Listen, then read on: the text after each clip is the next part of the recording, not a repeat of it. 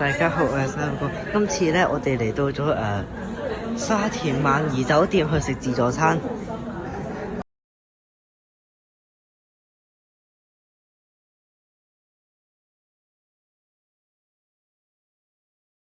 咁接落嚟咧，我哋就要食嗰個最好號稱最好食，全港最好食嘅炸雞，試下先。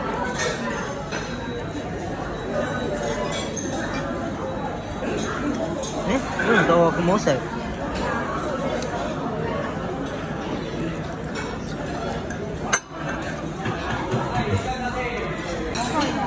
嗱，最後我哋就嚟食個雪糕啦，等陣先，等下我攞開入嚟。